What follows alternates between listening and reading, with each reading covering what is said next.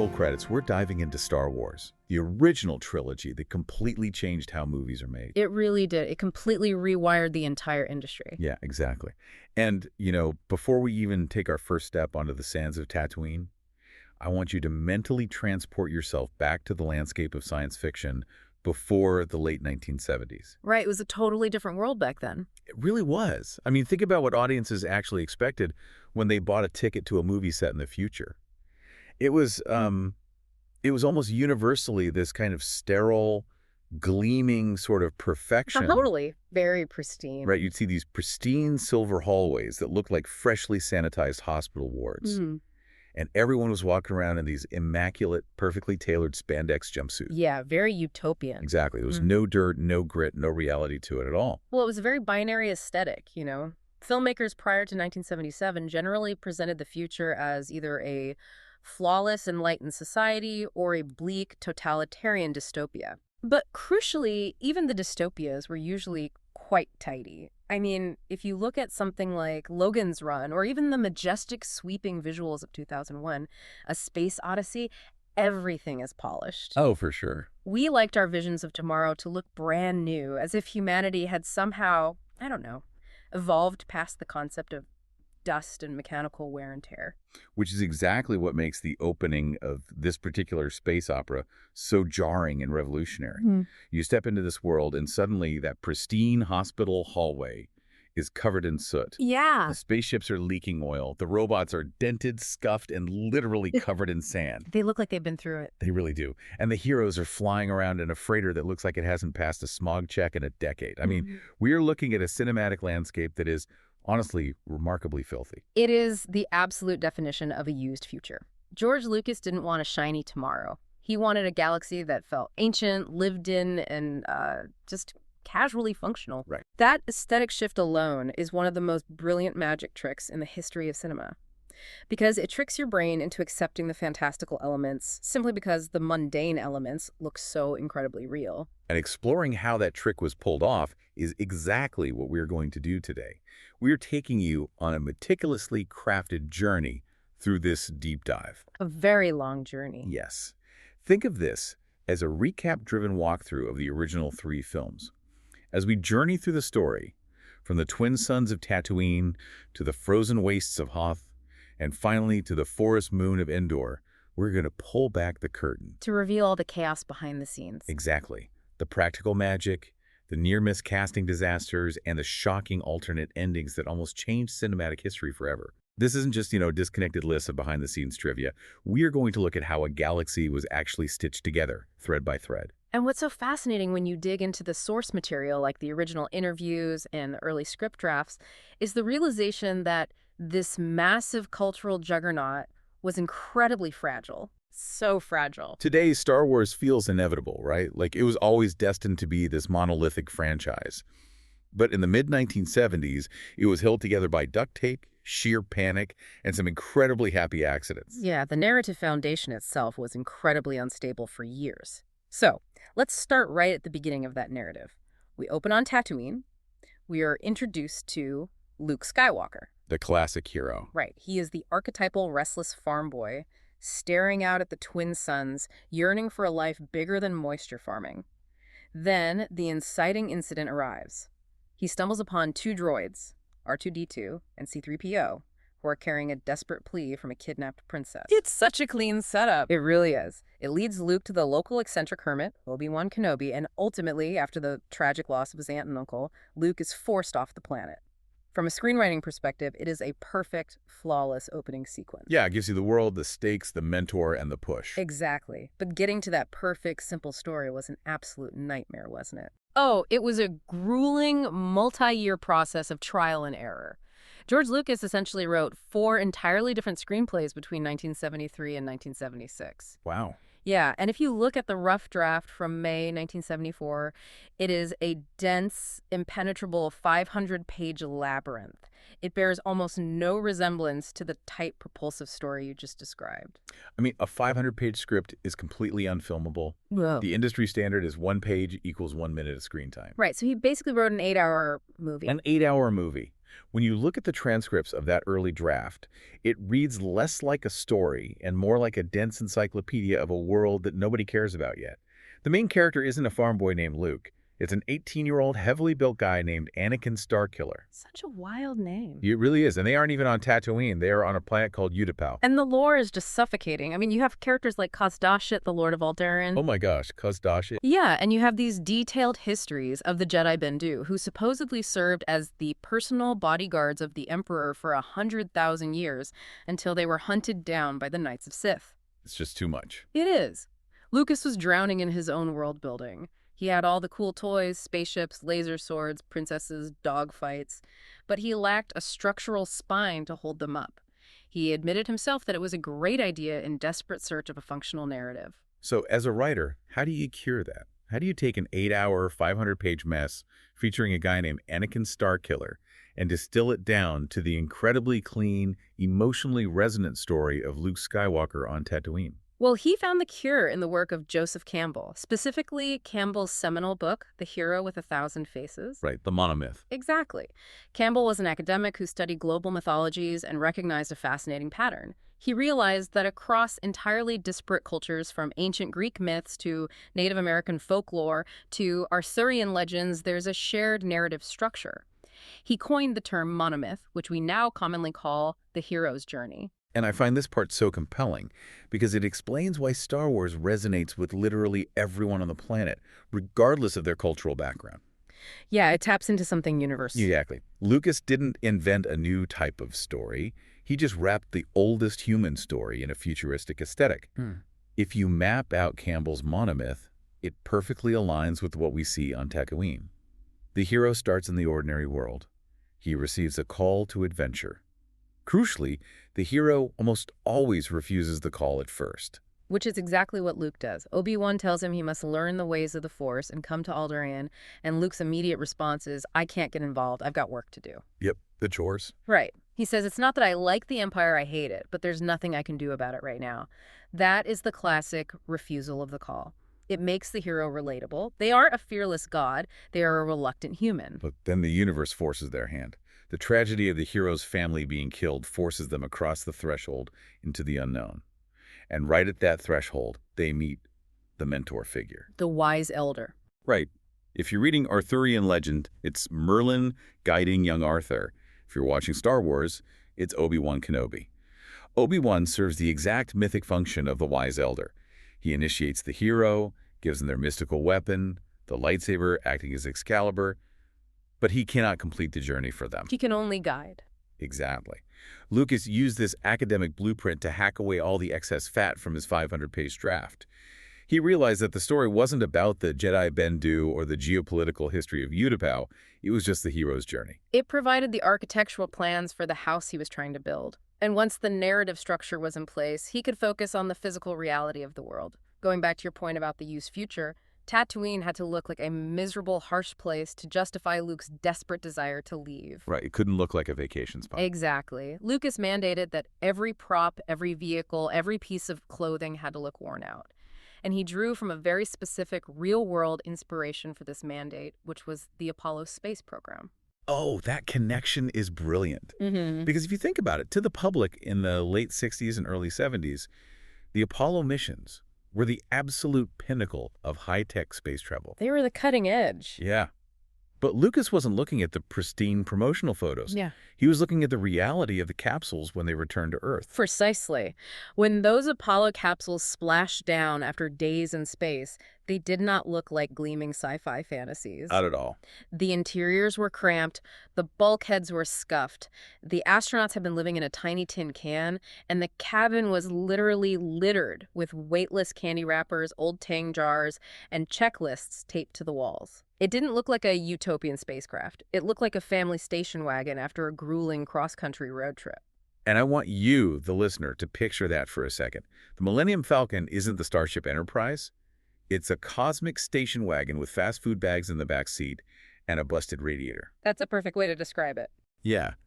When Luke is whining about the power converters on his land speeder, or when Han Solo is violently banging his fist on the Falcon's dashboard to get the hyperdrive to start, they're treating this incredible technology with total irreverence. Just smacking the dashboard like an old TV? Exactly. It's the exact same energy as a teenager complaining about their used Honda Civic. That irreverence is what sells the reality of the universe. The hardware is completely taken for granted by the people using it. And, to capture that gritty, sun-baked reality, the production couldn't rely on Hollywood sound stages. They needed genuine weathering. So they traveled to Tunisia. Out into the actual desert. Yeah, specifically a massive dried-up salt lake called Shot El Jarid and a real underground hotel in Matmata called the Hotel City Driss, which served as the interior of the Lars moisture farm. They thrust the cast and crew into the actual desert. Which sounded miserable, honestly. It was. But their commitment to building practical, massive props in the middle of a foreign country almost sparked a genuine international incident. This is one of those behind-the-scenes stories that feels completely made up, but it is entirely real. To film the scenes where the Jawas captured the droids, the production team decided they needed a physical sandcrawler. Right, not just a little toy model. No, they didn't just build a small model, they built a behemoth. They spent $128,000 in 1970s money to construct this massive, lumbering vehicle. To give it realistic movement, the tread systems were actually based on NASA designs. It was serious engineering. Oh yeah. And from a distance, this thing looked like a brutalist military tank. And you really have to put this into the geopolitical context of 1976. They are filming in the Tunisian desert, uncomfortably close to the border of Algeria. At this time, the political landscape in North Africa was a powder keg. Very tense. Extremely. Tunisia's president, Habib Bourguiba, was navigating internal instability, and there were constant fears of military destabilization spilling over the borders from neighboring countries. So put yourself in the shoes of an Algerian border patrol unit, you look across the border into the Tunisian desert, and what do you see? You see a massive, heavily armored, newly deployed military weapon. And it actually gets worse. It does. Because the film crew didn't have their own transport vehicles, right? They had struck a deal to use actual Tunisian military trucks to haul their camera gear and supplies around the desert. So the Algerians are seeing a massive armored behemoth surrounded by a convoy of Tunisian military transports. It looked exactly like a military mobilization. A full-scale invasion. Yeah. The Algerian government formally registered official concern with Tunisia. They genuinely perceived this movie set as a hostile military buildup right on their doorstep. The situation escalated to the point where the Tunisian government had to step in. They literally had to invite them over. Yes. They invited Algerian military officials to cross the border, drive out into the desert, and inspect the sandcrawler. Imagine the surreal comedy of being that Algerian military inspector. You're bracing for war. You walk up to this terrifying, dusty, armored behemoth. You knock on the side of it, and it sounds hollow. Just a dull thud.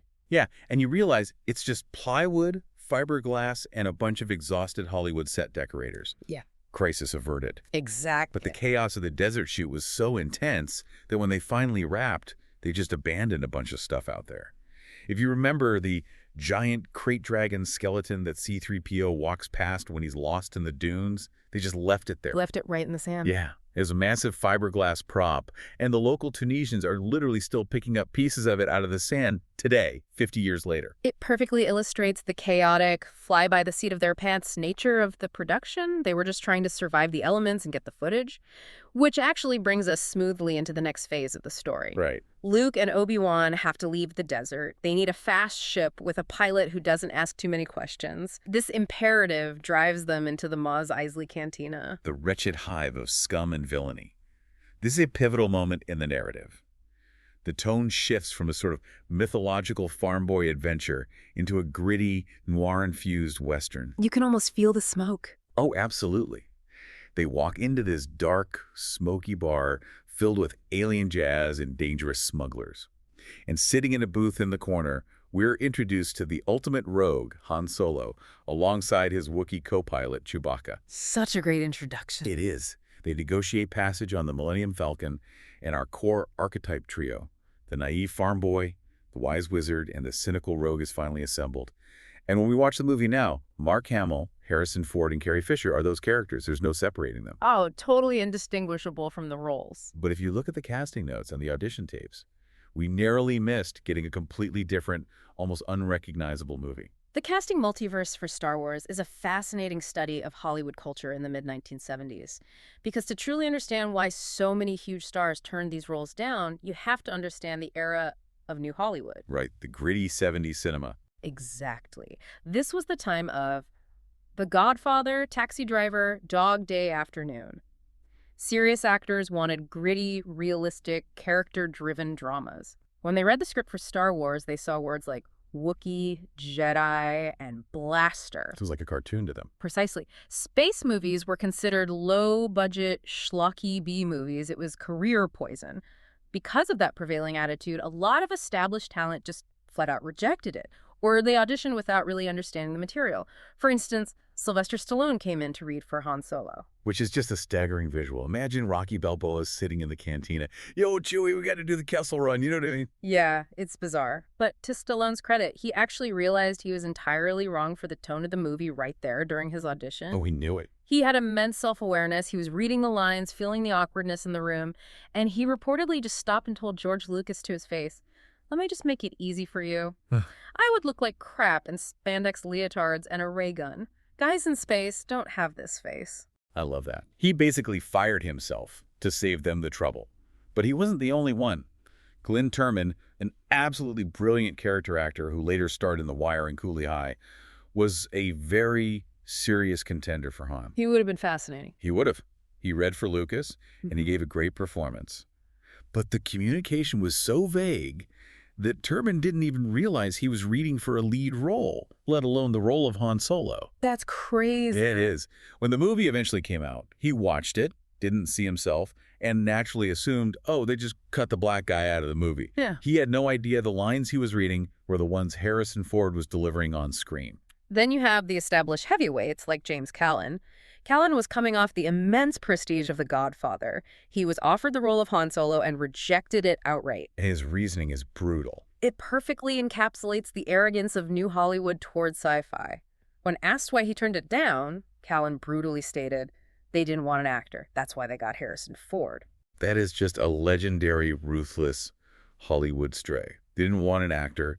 It really shows you how little respect the genre commanded back then. It really does. But my absolute favorite what if from this casting process involves Robert Englund. Oh, yeah. The man who would go on to haunt the nightmares of an entire generation as Freddy Krueger in A Nightmare on Elm Street actually auditioned for Han Solo. He did. Yeah. And while his audition didn't land him the part, the ripple effect of him being in that room changed cinematic history.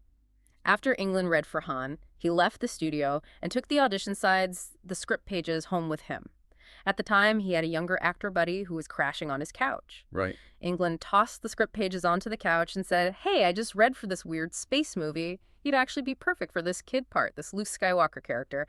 That buddy sleeping on his couch was Mark Hamill. Wait, think about the serendipity of that. Freddy Krueger is the literal reason we have our definitive Luke Skywalker. If Robert Englund doesn't steal those script pages, Mark Hamill might never have gone in to read. It's wild to think about. And the serendipity extends to Princess Leia's casting as well. The competition for Leia was fierce. George Lucas originally envisioned the character as much younger, more of a teenager. Jodie Foster was deeply considered, but she was booked solid, shooting 2 other films back-to-back. Right. The Leia casting process was further complicated by a very strange arrangement Lucas had with his friend, director Brian De Palma. They decided to hold joint casting sessions. That sounds so confusing for the actors. Oh, absolutely. De Palma was casting for his adaptation of Stephen King's Carrie. So you had young actresses walking into a room and reading for a telekinetic, blood-soaked teenager, and then immediately reading lines for a rebellious space princess. Talk about whiplash. Amy Irving was actually the epicenter of that joint casting war. She gave an incredible audition, and both Lucas and De Palma fought over her. They both wanted her. Yeah. But ultimately, Irving was cast in Carrie, which cleared the runway for Carrie Fisher to step into the role of Princess Leia. The alchemy of Fisher, Hamill, and Ford is so precise, it's terrifying to think how easily it could have been derailed by a scheduling conflict or a couch surfing arrangement. But the alchemy worked perfectly. We get Harrison Ford as the cynical, world-weary Han Solo, and the very moment we meet him in the cantina, he establishes his character's bravado with one of the most famous and most fiercely debated lines of dialogue in science fiction history. Oh, I am so glad we are talking about this because I need to push back on this line. We are sitting in the cantina. Obi-Wan asks Han if his ship is fast, and Han Solo leans back, radiating arrogance, and says, "You've never heard of the Millennium Falcon? It's the ship that made the Kessel Run in less than 12 parsecs." The infamous line. Yes. Now, as someone who pays attention to basic astronomy, this line has always driven me insane. A parsec is a unit of distance. It is exactly 3.26 light years. It is absolutely not a unit of time. Okay. Saying you made the Kessel Run in less than 12 parsecs is like a NASCAR driver boasting, "I finished the Indy 500 in less than 40 miles." It is a nonsensical statement. For decades, the assumption has been that George Lucas just didn't know what a parsec was. He just grabbed a cool-sounding space word out of a dictionary to make Han sound smart. That is the universally accepted criticism, yes. But if you dig into the archives, it turns out that Lucas actually knew exactly what he was doing, and the line is far more clever than people realize. Wait, really? Yeah. As early as 1977, right after the film was released, Lucas addressed this. He explicitly stated that this was not a screenwriting error. In the lore of this universe, Han Solo had heavily and illegally modified the Falcon's navigational computer. Okay, wait, walk me through the physics of how a nav computer makes a distance boast make sense. Well, in deep space travel, the challenge isn't just raw engine speed, it's navigation. Space is filled with incredibly dangerous phenomena: asteroid fields, black holes, gravitational anomalies. The Kessel Run, specifically, routes ships near a treacherous cluster of black holes known as the Maw. Okay, black holes. Right. A standard, lesser ship with a normal pilot has to take a long, safe, circuitous detour around these hazards.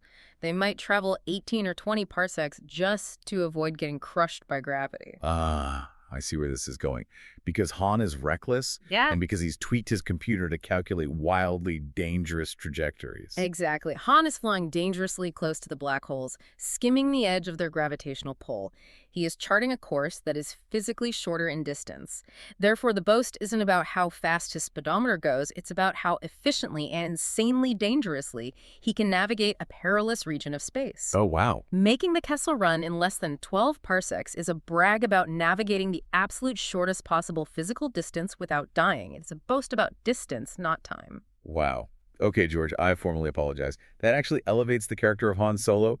It proves he isn't just a guy with a fast engine. He's a maniacal, brilliant pilot. So the rogue pilot is hired, the team escapes Tatooine, and the Falcon blasts off into hyperspace. Off they go. But the story immediately rips the rug out from under them.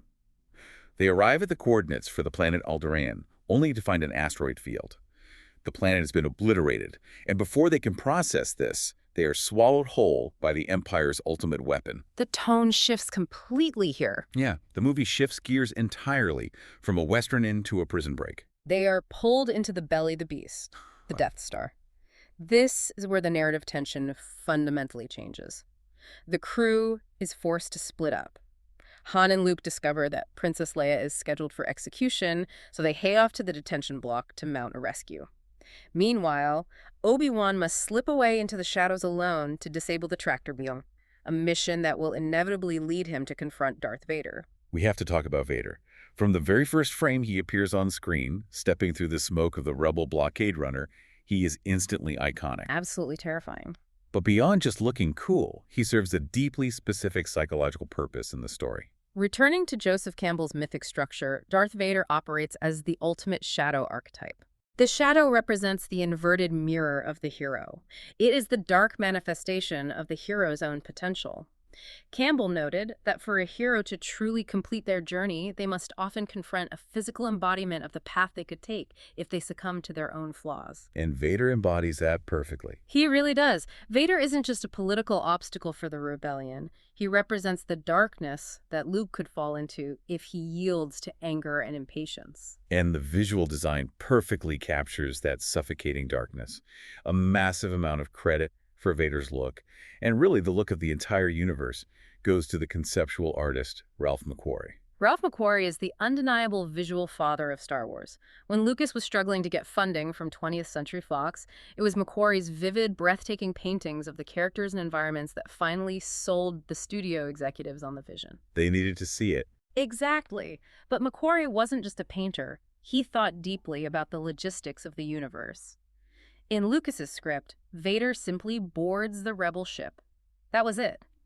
But McQuarrie read that and asked a very practical question to wait, how does he get from the Imperial Star Destroyer to the rebel ship? The docking tube might be compromised. He has to cross the vacuum of space. So the mechanics of a spaceboarding party dictated the costume. Yes.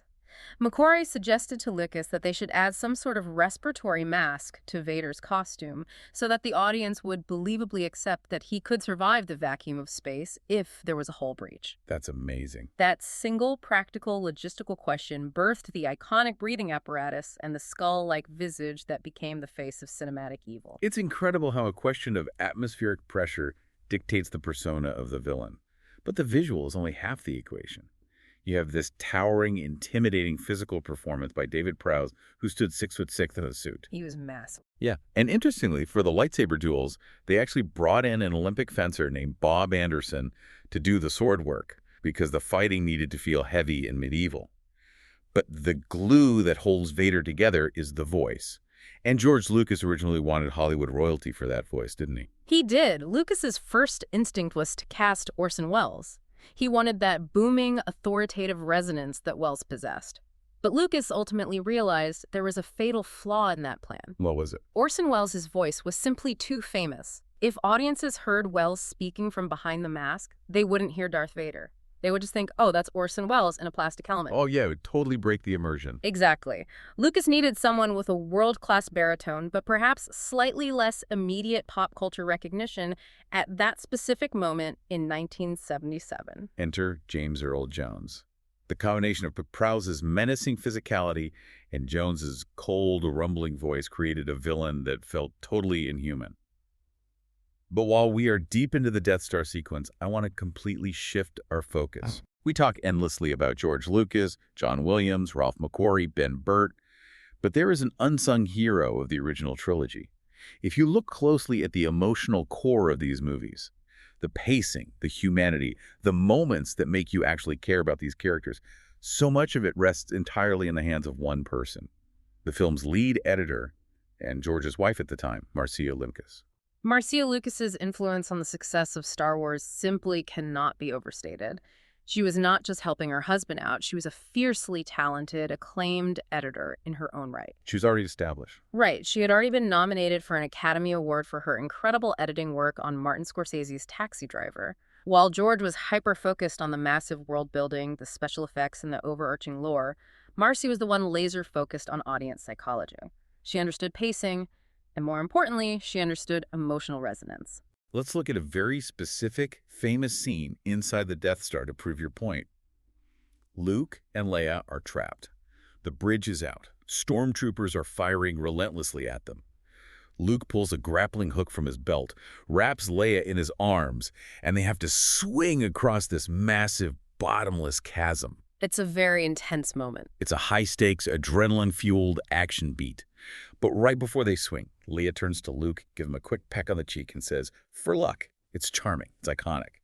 And George Lucas vehemently wanted to cut that kiss completely out of the movie. Wait, really? Why was he so determined to remove it? Because during the very early rough-cut preview screenings, the audience audibly laughed when the kiss happened. George, being incredibly anxious about the film's reception, panicked. He thought, oh no, the tension is broken, it's playing like a joke, they're laughing at the movie, cut it out immediately. Wow. But Marcia fundamentally understood what was happening in that theater, and she fought him on it. How did she frame her argument? Because it's hard to argue with a laughing test audience. Well, she told him, George, they aren't laughing because it's a bad scene. They are laughing because it is sweet, human, and completely unexpected in the middle of a life-or-death firefight. She understood the concept of an emotional release valve. Ah, letting the tension out. Exactly. The audience had been holding their breath, and that little kiss gave them permission to exhale and smile before the stunt. She fought tooth and nail to keep it in the final cut, and she was entirely right. It humanized the action. But her biggest contribution to the film was a massive structural change regarding Obi-Wan Kenobi. This is a huge one. In Lucas's original shooting script, the duel between Obi-Wan and Darth Vader ends very differently. Obi-Wan doesn't die. He lives. Yeah, he actually survives the confrontation, manages to evade Vader, and escapes onto the Millennium Falcon with Luke, Leia, and Han. Which, when you really think about the mechanics of the third act, is a terrible idea. Imagine old Ben Kenobi just sitting in the passenger seat of the Falcon, strapping himself in for the trench run. It totally deflates the tension.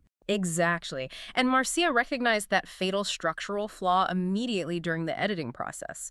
She went to George and delivered a hard truth: you need to kill off Ben. She pointed out that once the crew escapes the Death Star, Obi-Wan literally has nothing to do. He's just a passenger. Right. He doesn't fly fighters, he doesn't shoot turrets, he would just be standing around the rebel base in the background while the young heroes do all the heavy lifting. It's the classic screenwriting problem of the mentor overstaying their welcome. By convincing George to have Vader strike Obi-Wan down, Marcia accomplished several massive narrative goals at once. First, it provides a devastating emotional gut punch for Luke, fueling his drive. Huge emotional stakes. Yeah. Second, it instantly raises the threat level of Darth Vader. But most importantly, it evolves Obi-Wan from a physical mentor into a spiritual guide. It introduces the concept that a Jedi can become one with the Force. If you strike me down, I shall become more powerful than you can possibly imagine. That line, and the philosophical weight of the Force as a metaphysical entity, only exists in its final form because an editor looked at the pacing of the third act and realized a character was dead weight. It's incredible. It is one of sci-fi cinema's most iconic spiritual moments, born entirely out of a pragmatic necessity in the cutting room. So Obi-Wan sacrifices himself. The emotional devastation of his death propels the heroes onto the Falcon, they fight their way out, and they manage to escape to the hidden rebel base on the jungle moon of Yavin 4. But the Empire tracks them. The Death Star enters the system, setting up the grand, explosive climax of the film, the starfighter assault on the exhaust port. Which brings us to the technological miracle of the trench run. To truly appreciate the trench run, I want you to understand the sheer, terrifying technological impossibility of what George Lucas was demanding his crew to achieve in 1976. The sequence pushed filmmaking technology far past its absolute breaking point. It had never been done. Never. When Lucas wrote the script, the tools required to film spaceships dogfighting at high speeds simply did not exist. No one had ever done it. So out of pure necessity, he gathered a group of college kids, artists, and engineers, put them in an empty warehouse in Van Nuys, California, and formed a new company, Industrial Light and Magic, or ILM. And while Lucas is off in England dealing with actors in grueling desert shoots, these kids in a warehouse are trying to invent the future of cinema. And the pressure they were under was suffocating.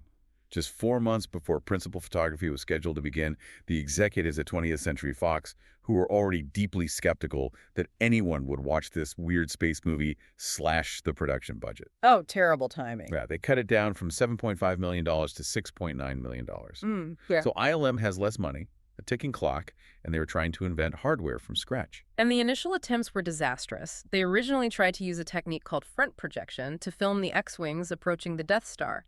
Lucas came back from England, looked at the test footage, and realized it looked entirely fake. It wasn't going to work. So they had to pivot. Mid-production, they had to pivot their entire strategy to blue screen compositing.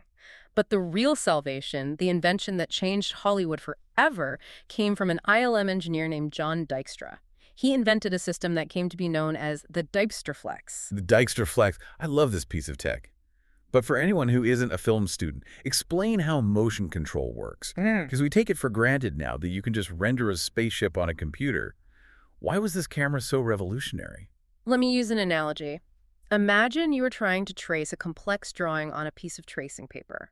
If you trace a curved line by hand, and then put a second piece of paper down and try to trace that exact same curved line at the exact same speed, your hand will naturally jitter. You will never match the first line perfectly. Right, human error. Before the Dykstra-Flex, if you wanted to film a plastic model of an X-Wing swooping across the screen, a human camera operator had to physically push the camera past the model. And if the human pushes it, the movement is slightly different every time. Right. And for special effects compositing, you need multiple passes. You need to film the X-Wing model on one pass, then you need to turn the studio lights off and film just the glowing engine exhaust on a second pass. Then you need to film the laser blast on a third pass. If a human is pushing the camera, the angles and speeds won't match up, and when you layer the film strips together, the engine glow will literally float off the ship. It looks terrible. So what did Dykstra do to fix that? The Dykstra-Flex was the first camera system mounted on a motorized rig that was controlled by an early, custom-built computer. The operator could program an incredibly complex, dynamic, swooping camera movement into the computer. The computer would then drive the camera perfectly. It could repeat the exact same physical movement down to the millimeter 100 times in a row. That's amazing. This mathematical precision allowed ILM to layer the ships, the stars, and the lasers perfectly on top of each other. It allowed miniature models to fly with absolute realism. That is just brilliant engineering. And the physical sets they were flying over were massive. The Death Star surface wasn't a matte painting or a computer graphic. They built a physical, highly detailed miniature of the trench. It was 40 feet long, constructed from thousands of pieces of plastic kits molded into 6 basic modular shapes, A giant jigsaw puzzle? basically. They would film the camera flying over it, then physically unbolt the modules, rearrange them, and filmed again to create the illusion of an endless mechanical canyon. And while the visual artists at ILM were completely reinventing the visual language of cinema, a man named Ben Burt was single-handedly reinventing the oral language, the sounds of space. Burt was hired as the sound designer, and his work was so unprecedented that the Academy actually created a Special Achievement Oscar just to recognize what he accomplished. Think about what sci-fi sounded like before Ben Burt. If you watched a movie with aliens or spaceships, the sound effects were almost always created by electronic synthesizers. You had the dairyman making that wobbly, ooh sound or generic electronic beeps, It sounded very artificial. right? Burt decided the Star Wars universe needed to sound organic and dirty. So he took a microphone out into the real world. To create the language of Chewbacca, he didn't use a synthesizer.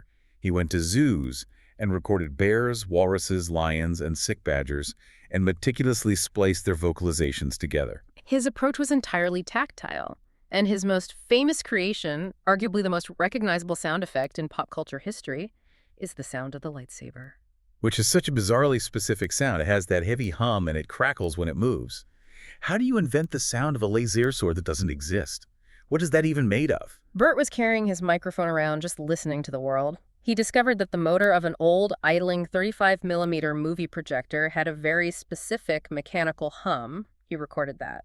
Then, by total accident, he walked past an old, broken television set with his microphone. The microphone picked up the electronic hum and sputter of the broken picture tube. So you just combine them? He took those two sounds, the mechanical projector and the broken TV tube, mixed them together, and it created that iconic vibrating buzz. But the lightsaber sound changes pitch when they swing it. How did he do that without computers? Pure physical ingenuity. He took that mixed hum track, played it out of a speaker in a studio, and then physically stood in front of the speaker with a microphone and waved the microphone back and forth in the air. Oh, wow. Yeah, by moving the mic toward and away from the speaker, he created a natural Doppler effect. The pitch shifted naturally based on his physical movements. I want you to picture that. A guy waving a microphone in front of a speaker, playing a broken TV and an old projector, and through sheer experimentation, he invents the elegant weapon for a more civilized age. That is the definition of tactile creativity. But here is where I want to push back on the climax of the movie. We've talked about the incredible motion control camera, we've talked about the brilliant organic sound design, but you can have the coolest models in the world, and you can have the most meticulously crafted sound effects. But if the pacing of the scene is off, the story drags, the audience is going to be bored. Visual spectacle means absolutely nothing without narrative tension. You are entirely correct. A cool spaceship flying down a trench is just a tech demo if there are no stakes. And that brings us right back to our unsung hero in the editing bay, Marcia Lucas. Yes, because the trench run that has us sitting on the edge of our seats today was entirely manufactured and saved in the edit. If you read George Lucas's original scripted version of the climax, it is surprisingly clunky and repetitive. In the script, Luke Skywalker actually makes 2 separate runs down the trench to hit the exhaust port. 2 runs. Yeah. He flies down, gets interrupted by Vader or misses the shot, has to pull out, fly back around, regroup with the other pilots, and then do the whole thing a second time. Which sounds exhausting. It totally ruins the momentum. The first rule of a climax is that the stakes must constantly escalate. Doing the exact same action twice deflates the tension completely. Marcia recognized that flaw immediately when she looked at the raw footage. She took all the completed ILM model shots of the trench run and completely reordered them from the ground up, ignoring the script. She ruthlessly removed the second run entirely. Luke goes in once, and it's do or die. But more importantly than that, she's the one who injected the ticking clock element that drives the suspense. Explain how she built that ticking clock, because it's a masterclass in editing. She introduced the idea that the Death Star is orbiting the gas giant, and in exactly 5 minutes, it will clear the planet and be in range to fire its super laser on the Rebel base. She intercut the claustrophobic, high-speed footage of the pilots in the trench with the quiet, tense footage of the rebel commanders staring at the radar screens, and then cut to the Imperial officers methodically pulling the levers to power up the laser. It builds so much anxiety. By cutting rapidly between these three locations, she built a relentless, suffocating sense of urgency. The original scripted sequence lacked that entirely. She manufactured the heartbeat of the scene. When Luke finally turns off his targeting computer, closes his eyes, and trusts the Force, guided by Obi-Wan's disembodied voice, the audience is vibrating with anxiety because Marcy Lucas meticulously controlled the pacing. And he fires the impossible shot, the exhaust port is hit, the Death Star explodes in a massive shockwave, and our heroes return to the base to receive their medals. Well, except Chewbacca, which is still a travesty. True. But the film ends in absolute, unadulterated triumph. The fairy tale is complete. It is the perfect, uplifting ending Lucas wanted. But the problem with a perfect, triumphant fairy tale ending is that if you want to make a sequel, you have a massive narrative hurdle. You have to strip the heroes of their victory. You have to break them down physically and emotionally to give them somewhere to grow. Which leads us perfectly into The Empire Strikes Back. This is widely cited by critics and fans as the greatest sequel ever made, precisely because it refuses to just repeat the first movie. It goes so dark. It opens on the bleak, freezing ice planet of Hoth. The rebels are hiding, but they are discovered by Imperial probe droids. And they are absolutely routed by the Empire's ground forces, specifically the massive four-legged AT-AT walkers. The rebel base is destroyed. The core crew is fractured. Luke travels to the swamp planet of Dagobah to find a mythical Jedi Master named Yoda. Meanwhile, the others are on the run. Right. Han, Leia, and Chewie are pursued relentlessly across the galaxy by Darth Vader, eventually seeking refuge with Han's old friend, Lando Calrissian, in Cloud City. But they are betrayed. Han is frozen in a block of carbonite, and Luke abandons his training to rush to their rescue, only to face Darth Vader in a devastating, deeply personal lightsaber duel. Tonally, Empire is a massive, daring departure from the victorious joy of the first film. And technically, it pushed the boundaries of practical special effects even further into uncharted territory. Let's start with the battle on Hoth. You have these AT-8 walkers. They are essentially giant, heavily armored mechanical camels. Yeah, that's a good way to describe them. The challenge is, how do you make a miniature prop look like it weighs 1,000 tons when it's just walking on a tabletop set covered in baking soda? The answer is stop-motion animation, which is an incredibly tedious, painstaking art form. The animator physically moves the leg of the model a fraction of an inch, steps back, takes a single photograph, then they step forward, move the leg another fraction of an inch, and take another photograph. When you string the photos together, the model moves. But traditionally, stop-motion animation like the classic Ray Harryhausen monsters always looks a little bit jerky. It looks supernatural. How did ILM give the walkers that massive, lumbering, unstoppable weight? It all came down to a brilliant manipulation of frame rates and the physics of optical illusion. The animators shot the AT-AT sequences at 96 frames per second. Now, to understand why that matters, you have to remember that standard movie film projects at 24 frames per second. So if I wave my hand in front of a camera shooting at normal 24 frames per second, it takes 1 second of screen time. Correct. But if you take that exact same physical movement and you photograph it 96 times in that 1 second, meaning you are moving the model in incredibly microscopic increments, when you play that footage back at the normal 24 frames per second, the action is stretched out over 4 seconds. Oh, I see. You are essentially creating extreme slow motion through animation. By shooting at 96 frames per second, the movement of the walker's legs is vastly slowed down. And in cinema, gravity is tied to time. If something falls slowly or steps slowly, our brains automatically tell us that object must be incredibly massive.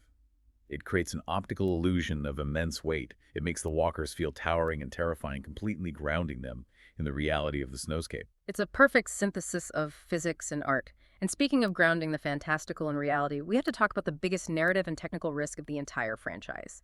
George Lucas decided that the great ancient Jedi Master, the being who will teach Luke the deepest, most profound philosophical mysteries of the Force, is a 2-foot-tall green puppet. I cannot emphasize enough what a monumental risk this was.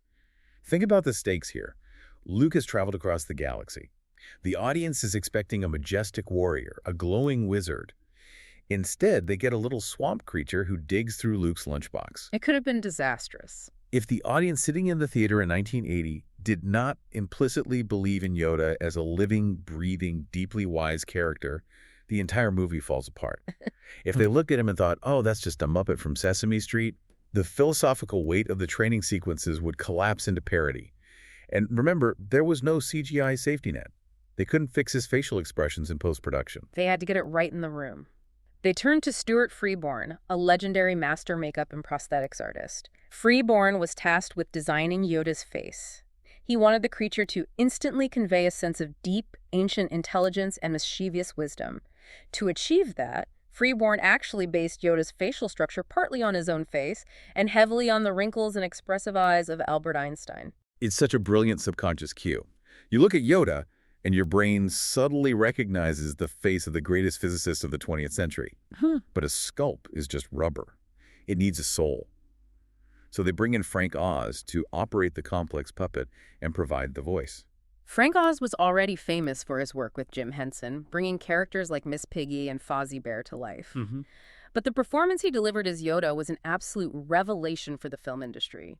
He proved definitively that practical, physical puppetry could carry deep, dramatic, and emotional weight on the big screen. Yoda wasn't treated by the camera as a special effect. He was blocked and framed as a lead actor, sharing the scene with Mark Hamill. You can see the stage lights reflecting in his eyes. You can see the micro movements of his brow. It is so tactile. Yeah. Mark Hamill is physically carrying him in a backpack. They are interacting in real space. And the success of Yoda sent shockwaves through Hollywood, didn't it? Absolutely. Yoda's success directly emboldened other filmmakers to take massive risks with animatronics. Steven Spielberg, who was close friends with Lucas, visited the set and saw firsthand what Frank Oz was accomplishing. Seeing the emotional connection an audience could form with a rubber puppet heavily influenced Spielberg's confidence to build his own movie around a practical creature just a couple of years later, E.T. the Extraterrestrial. That is amazing. From the swamps of Dagobah straight to Elliot's bicycle. Oh. But okay, we have to move to the climax of Empire, because we are building toward what is arguably the greatest, most shocking plot twist in cinematic history. The big moment. Luke abandons his training to save his friends. He arrives in Cloud City, falls into Vader's trap, and they engage in a brutal, exhausting lightsaber duel on a gantry suspended over a reactor shaft. Vader completely overpowers Luke. He cuts off Luke's right hand. Luke is backed into a corner, clinging to an antenna over a bottomless abyss, beaten and helpless, and Vader looks down at him and says, "No." I am your father. The cultural impact of that line is impossible to overstate. Everyone knows it now. It is pop culture bedrock. It's printed on T-shirts. But I want the listener to try and put themselves in a movie theater in 1980. There was no internet. There were no Reddit spoiler threads. Literally nobody saw this coming. And the extreme paranoid lengths that George Lucas went to in order to protect that secret during production are legendary. The twist was treated with the security level of military state secrets. During the entire production, Lucas kept the details locked down on a strictly need-to-know basis. The actual director of the film, Irvin Kershner, wasn't even told about the twist until pre-production was well underway, and he was deeply embedded in the project. But what about the actors shooting the scene? There were dozens of crew members on that set. How do you stop the sound guy or the lighting riggers from leaking it to the press? By lying to them. David Prowse, the man physically inside the Darth Vader suit, was told absolutely nothing about the twist. In his copy of the script, he was given fake, placeholder dialogue. During the actual filming of the scene on the soundstage, with the cameras rolling and the entire crew watching, Prowse delivered the line written in his script, "Obi-Wan killed your father." Wait, really? So when Mark Hamill is clinging to the pole, crying and screaming, the dialogue he is physically reacting to in the room is Obi-Wan killed your father? Actually, no. And this is where the pressure on Mark Hamill becomes unimaginable, because moments before the cameras rolled on that specific close-up, director Irvin Kershner pulled Mark Hamill aside into a private corner of the set. Kershner looked at him and told him the truth. He said, "I'm going to tell you something. George knows, I know, and now you know. If this leaks to the press, we'll know it was you." And then Kershner told him Vader's true line. So when Hamill acts that scene, reacting with sheer visceral horror, crying and screaming, that's impossible. He is internally reacting to the true twist of "I am your father," even though the giant man in the plastic suit standing over him is saying something completely different. There's an insane mental calculus to ask of an actor. You have the weight of the biggest secret in Hollywood on your shoulders, and you have to react to a line you aren't even hearing. And the secrecy continued all the way into post-production. When James Earl Jones was finally brought into the recording booth to dub Vader's dialogue, he was handed the real script page. And even Jones didn't believe it. He thought it was a trick. He read the line, stopped, and said, "Oh, he's lying. Vader's just playing a psychological trick on the kid." But Jones kept the secret locked in the recording booth. And when the movie finally premiered, audiences were paralyzed with shock. It completely recontextualized the entire mythos of the story. Suddenly, the villain isn't just a faceless, evil monster to be slain in a glorious battle. He is the fallen hero of the previous generation. He is Luke's flesh and blood. The stakes become so personal. The conflict shifts from a grand political struggle between the rebellion and the Empire into a deeply, tragically personal family dispute. And it leaves the audience on the most devastating cliffhanger imaginable. Luke is physically mutilated and emotionally shattered, staring out the window of a medical frigate. Han Solo is frozen in a block of carbonite and shipped off to a slug gangster. The Empire has decisively won the middle chapter, which forces the saga into its final installment, where it has the monumental task of resolving all of this incredible darkness. This brings us to the culmination of the trilogy Return of the Jedi. The final chapter. The narrative has a lot of ground to cover. The crew has to regroup, launch a daring, multi-layered infiltration to rescue Han Solo from Jabba the Hutt's palace on Tatooine, and then immediately pivot to confronting the Empire, which is constructing a second, fully operational Death Star over the forest moon of Endor. It's nonstop. It is. The rebel fleet launches a desperate attack on the station, while Luke voluntarily surrenders himself to Vader on the forest moon. He refuses to fight. He surrenders because he hopes to redeem the good man he believes is still buried deep beneath the cybernetic armor. Ultimately, Vader's love for his son overrides his allegiance to the dark side. He sacrifices himself, picking up the Emperor and throwing him down a reactor shaft to save Luke's life. This is an incredible climax. Yeah. But before we talk about the thematic weight of that ending, I want to touch on the practical effects of Jedi one more time, because they really pushed the limits of what was physically possible in 1983. We talked about Yoda being a miraculous 2-foot-tall puppet.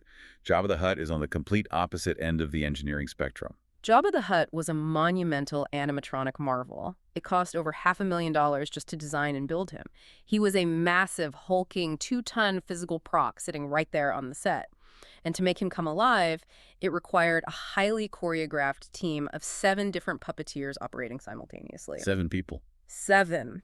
You had 2 men physically crammed inside the body structure, moving his arms and jaw.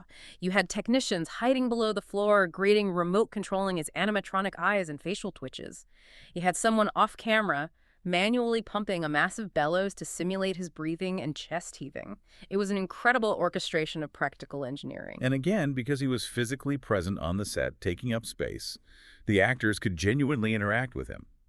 Carrie Fisher, as Princess Leia, could be physically chained to the prop. She could climb on him, hit him, strangle him. You simply cannot fake the weight and friction of that physical interaction using early 1980s blue screen technology. It grounds the fantasy. It absolutely does. But beyond the incredible special effects of Jabba in the space battles, I want to dive deep into the story itself.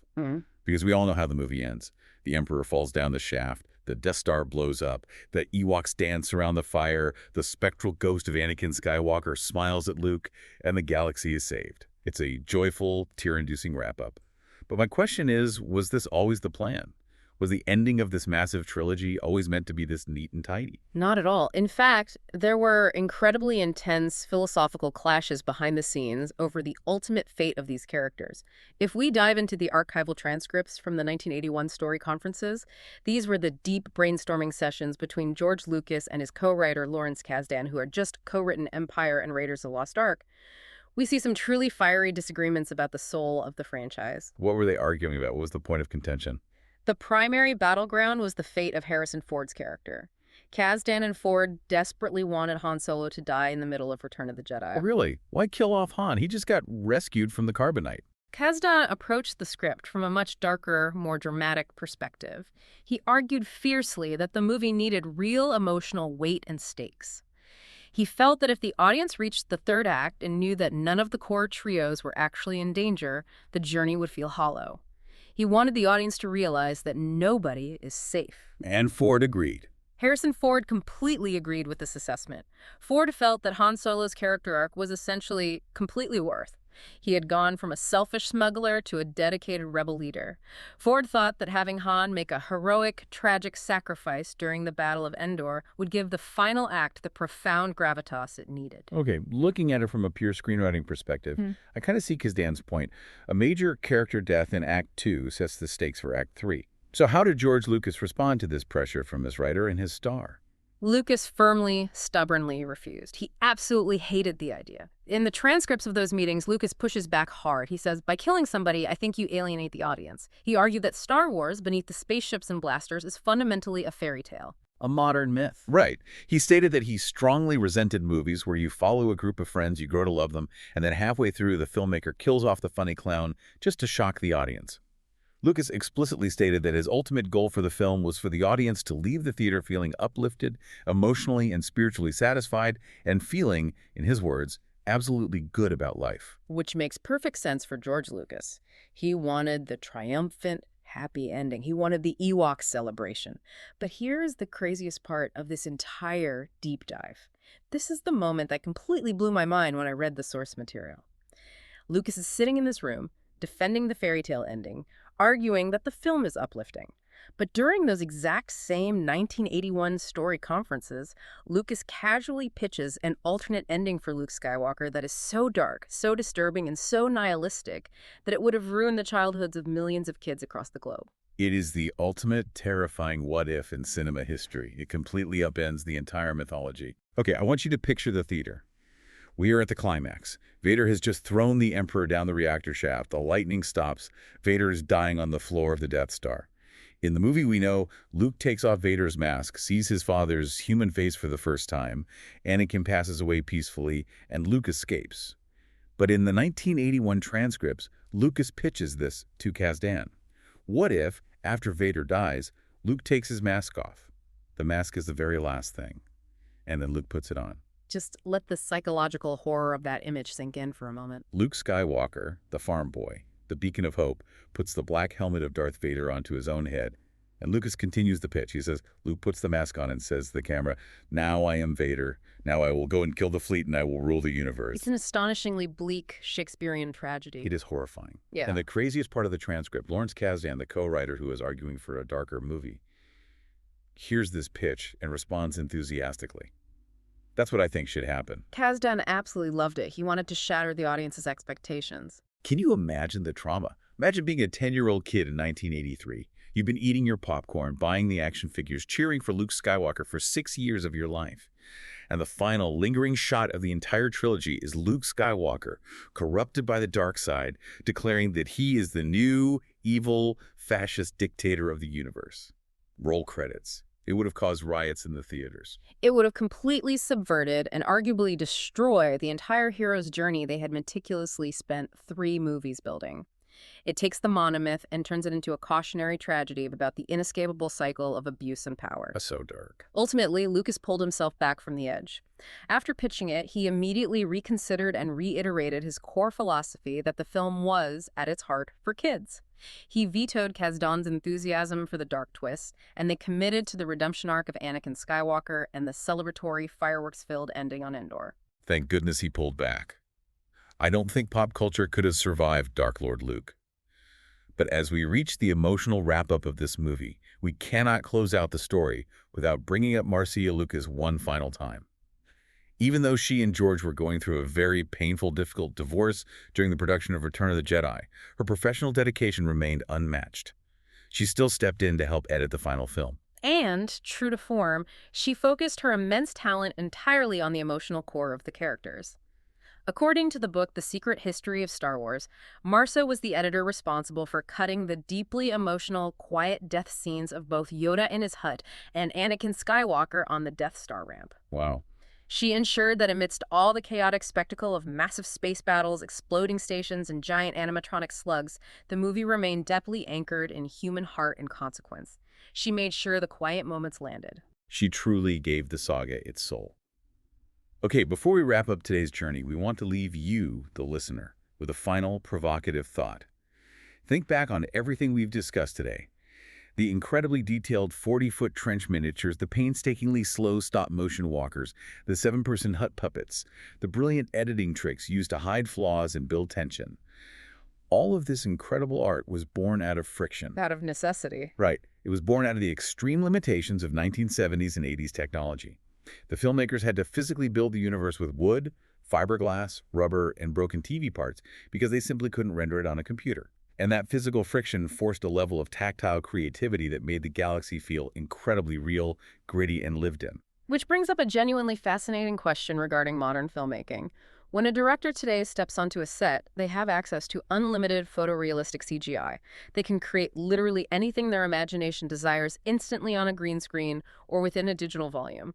There are no physical boundaries. But when you remove the physical boundaries, do we lose some of that essential friction? Do we lose the frantic, happy accidents like Macquarie inventing Vader's mask to solve a vacuum problem, or Ben Burt swinging a microphone past a humming projector that create true, enduring cinematic magic? Does having a perfect digital canvas ironically make the art feel less human? That's a great point.